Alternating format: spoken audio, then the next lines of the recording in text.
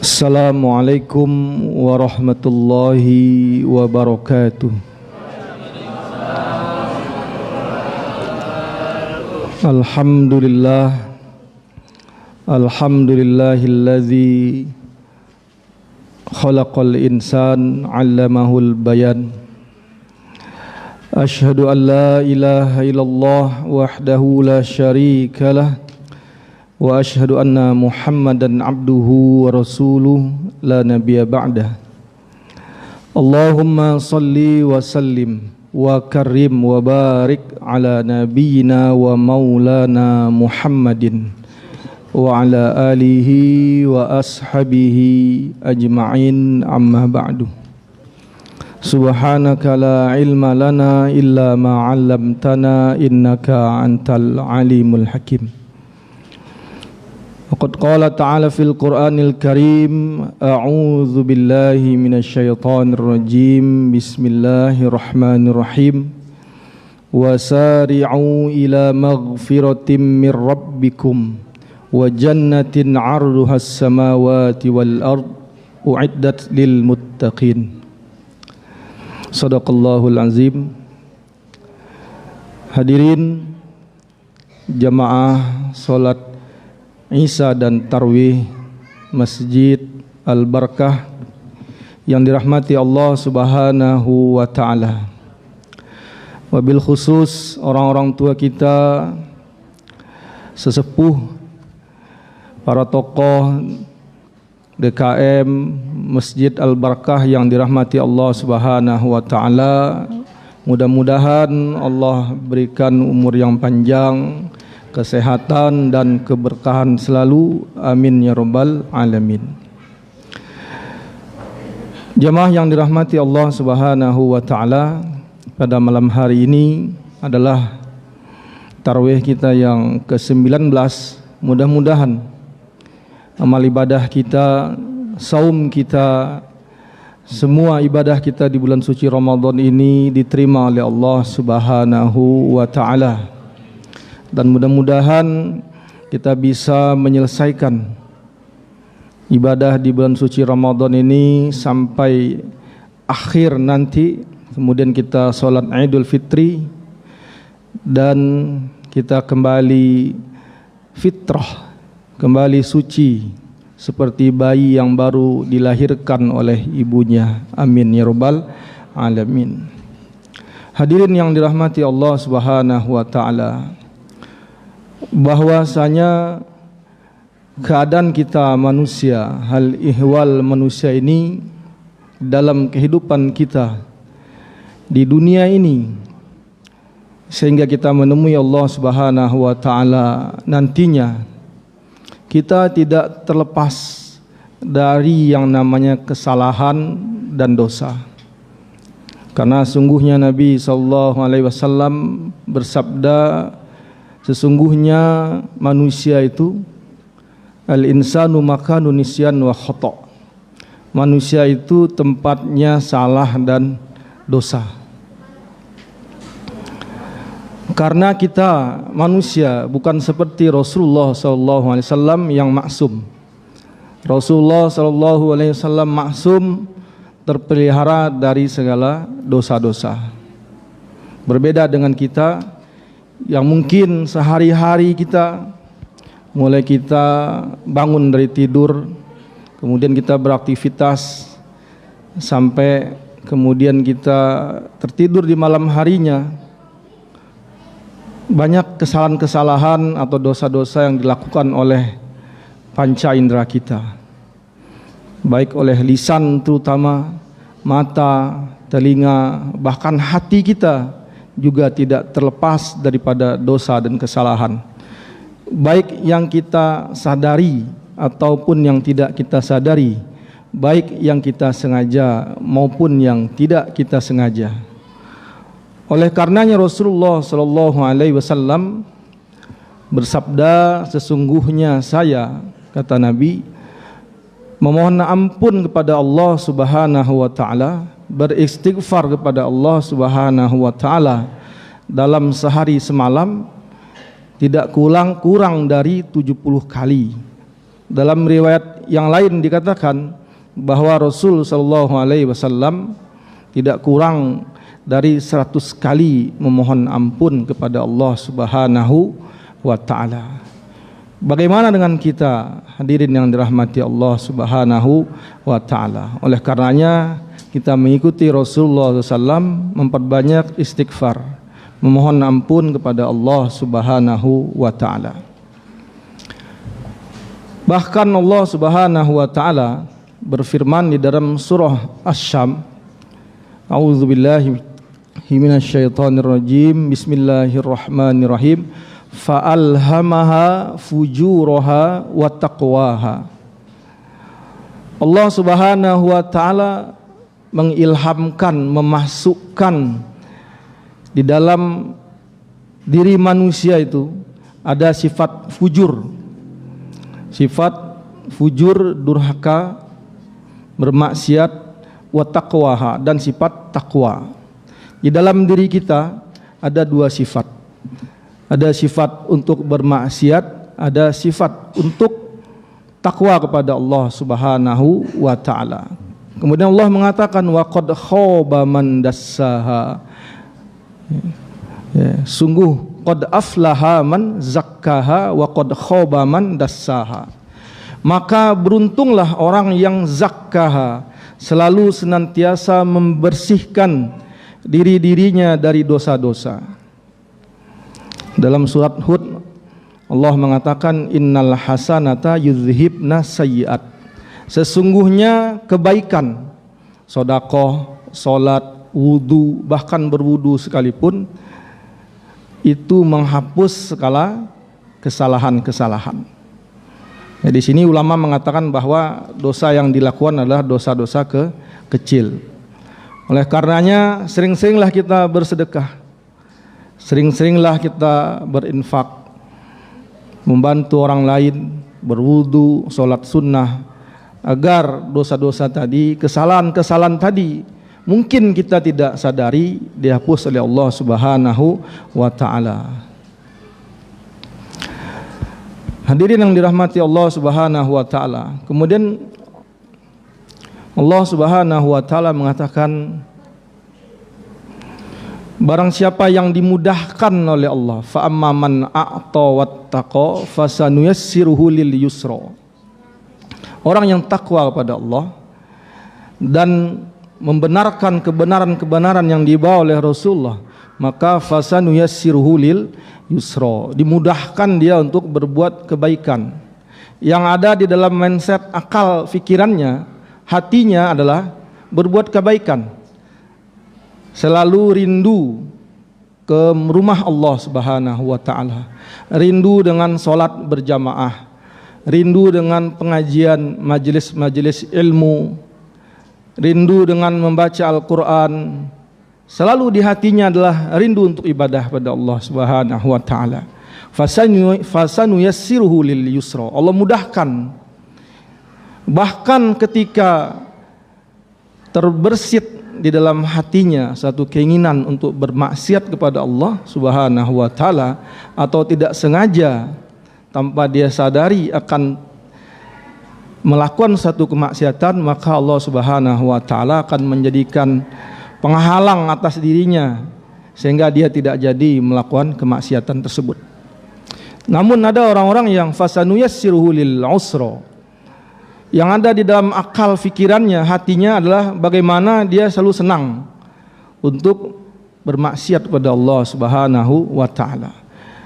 Malas untuk beribadah, malas untuk ke masjid, untuk sholat, bahkan malas untuk sholat bahkan di rumah sekalipun. Tidak ada keinginan untuk mendengar kajian, tidak ada keinginan untuk melakukan kebaikan-kebaikan lainnya. Bahkan sebaliknya, ketika dia ingin bermaksiat, mudah untuk berbuat judi, mudah untuk minum khamar, mudah untuk berbuat maksiat yang lainnya, mudah untuk korupsi. Fasanuyassiru lil usra. Wa ya'udzubillahi min dzalik. Kita berlindung pada Allah agar jangan sampai seperti ini.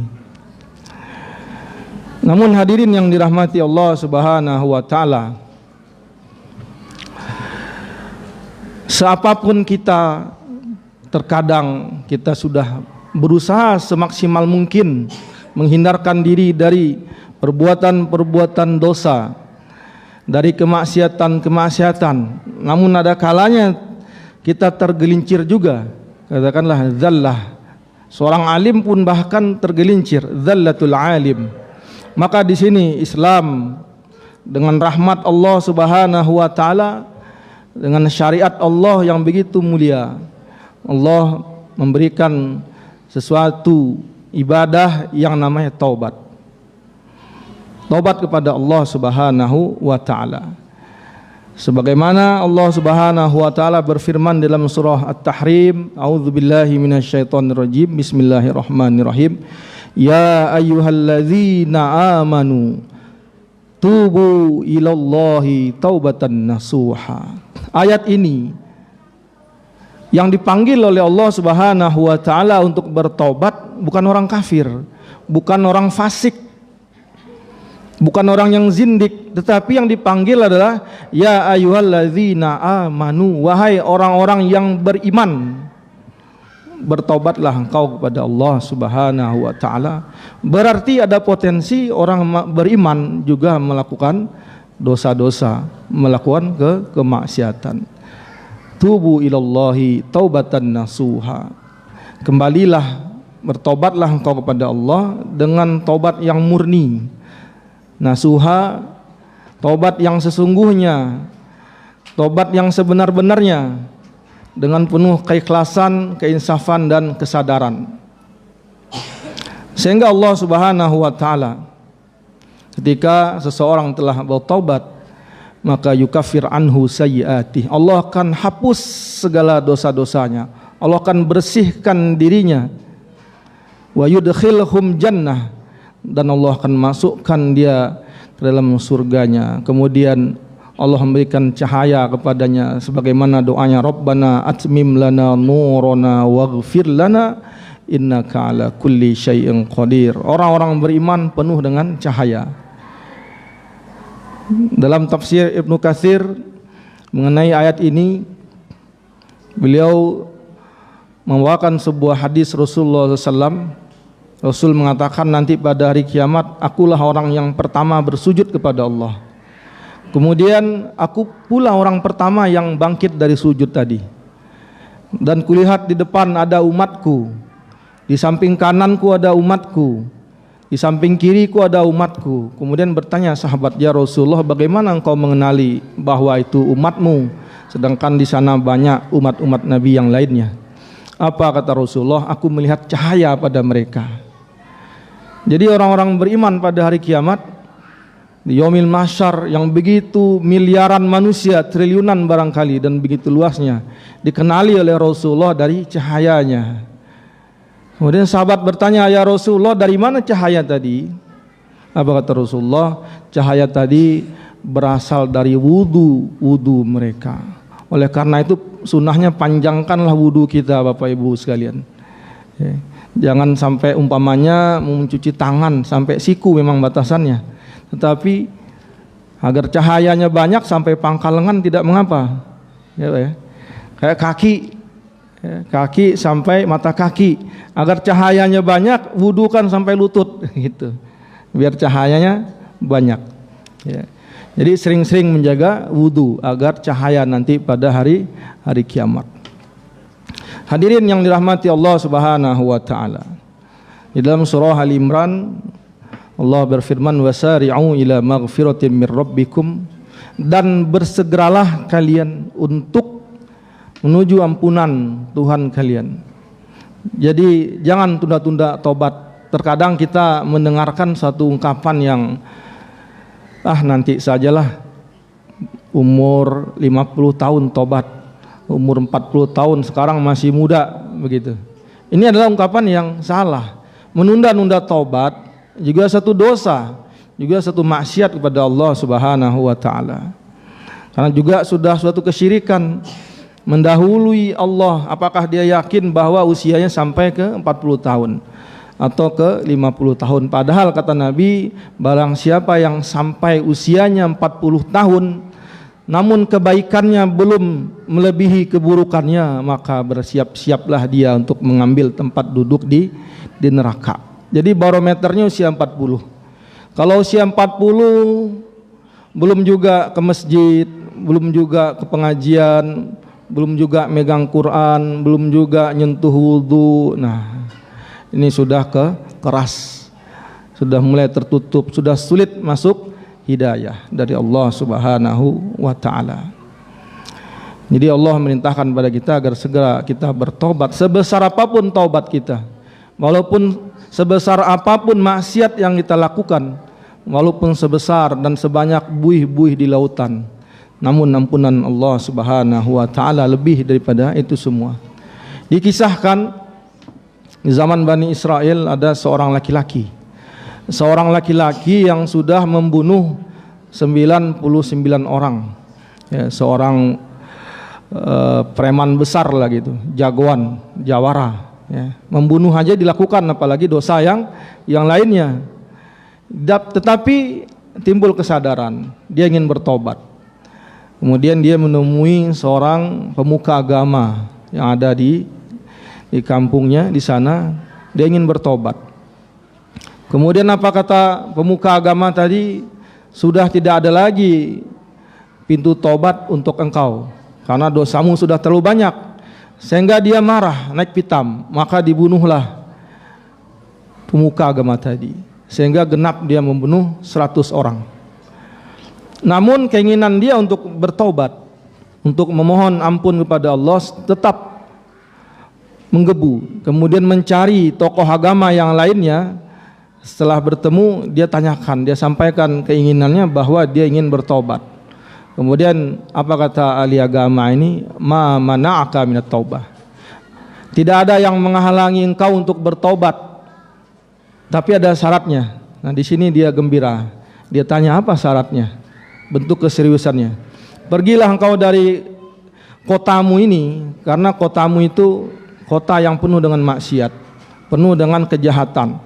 Pergilah engkau ke suatu daerah, ke suatu tempat, di sana masyarakat sana menyembah Allah, maka ikutlah engkau sholat bersama mereka, kerjakanlah kebaikan bersama dengan penduduk kota tersebut. Maka laki-laki ini berangkat menempuh perjalanan sekian lama. Kemudian di tengah perjalanan takdir mendahului dia, maka dia menemui ajalnya di sana. Kemudian turunlah malaikat, yang satu malaikat azab, ingin mengambil nyawa orang ini. Tetapi turun malaikat rahmat, oh ini adalah jatahku. Akhirnya para malaikat tadi kemudian katakanlah ada suatu perdebatan. Ini orang mau dibawa ke sorga atau dibawa ke neraka. Kemudian ada perintah kepada malaikat ini agar mengukur jarak tempat laki-laki ini meninggal, mulai dari awal dia berjalan sampai dia meninggal, mana yang lebih dekat jaraknya ke tempat asal atau ke tempat dia hendak bertobat. Kemudian diukur, ternyata lebih dekat 1 jengkal ke tempat dia ingin bertobat. Kemudian dia dimasukkan ke surganya Allah Subhanahu wa taala.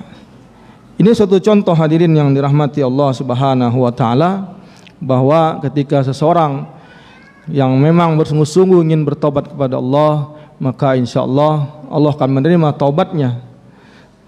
Allah melarang kita berputus asa, wala tayasu min rauhillah. Jangan kita berputus asa dari rahmat Allah Subhanahu wa taala. Allah Maha Rahman, Allah Maha Kasih. Bertobat, memohon ampun kepada Allah Subhanahu wa taala. Namun ada syarat dalam tobat. Yang pertama, ketika seseorang ingin bertobat, maka berhentilah dari dosa yang dia lakukan. Kemudian berjanji, bertekad bahwa tidak akan mengulangi kembali dosanya tadi. Kemudian dia menyadari dosanya tadi. Kalau dosanya terkait dengan hablum minan nas, dosanya kepada orang lain, seperti pernah memfitnah, pernah menggunjing, menyebarkan berita palsu tentang saudaranya atau hutang piutang, maka tidak cukup dengan memohon ampun kepada Allah Subhanahu wa taala. Dia harus meminta maaf. Meminta maaf, menyelesaikan perkaranya dengan orang yang bersengketa dengan dia, atau orang yang pernah dia fitnah, dengan orang yang pernah dia ghibah, dengan orang yang pernah dia ejek, dengan orang yang pernah dia cemooh. Minta maaf agar diikhlaskan sehingga dia terbebas dari segala dosa-dosa. Itu saja hadirin yang dirahmati Allah Subhanahu wa taala. Mudah-mudahan kita adalah hamba-hamba Allah yang Allah Subhanahu wa taala mudahkan untuk agar selalu senantiasa beribadah kepada Allah Subhanahu wa taala. Perbanyak berdoa seperti doa Allahumma a'inni ala zikrika wa syukrika wa husni ibadatik. Terus kita baca ini setiap selesai sholat, bahkan di sujud terakhir pun dianjurkan kita untuk membaca doa ini. Kemudian agar kita dimatikan oleh Allah Subhanahu wa taala dalam keadaan husnul khatimah. Billahi taufik wal hidayah wal afu minkum. Wassalamualaikum warahmatullahi wabarakatuh.